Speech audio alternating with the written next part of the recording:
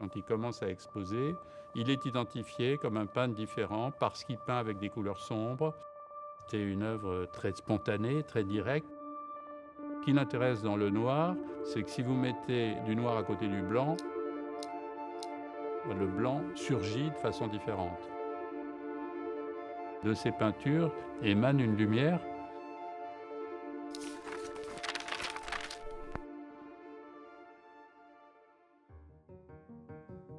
Les peintures sur papier font partie d'un des domaines moins connus, moins explorés.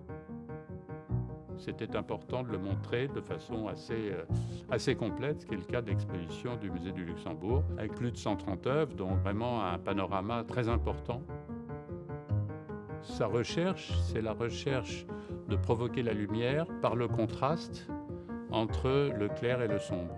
Je crois me souvenir d'avoir fait, quand j'étais tout jeune alors, beaucoup plus jeune que ça, vers 7 ou 8 ans, des choses qui ne représentaient rien. À l'encre, en trempant un pinceau dans un encrier.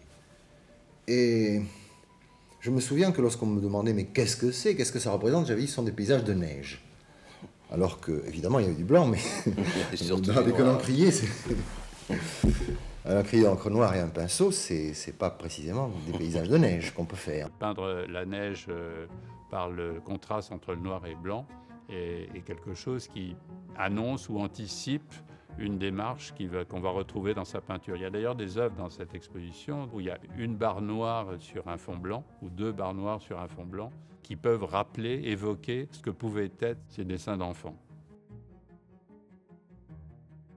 D'emblée, lorsque Soulages a commencé à son œuvre, il a choisi de ne pas peindre avec les petits pinceaux des peintres impressionnistes, disons, qui font des petites touches. Il a pris des brosses beaucoup plus larges. La majorité des œuvres de Soulages sont peintes à plat, au sol. Sa technique n'est pas de peindre devant lui, sur un chevalet. Il a inventé son propre style à travers, en effet, des supports, des outils, des matériaux qui étaient plutôt ceux des artisans.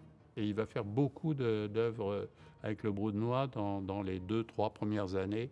C'était un matériau utilisé par les menuisiers pour teindre le bois.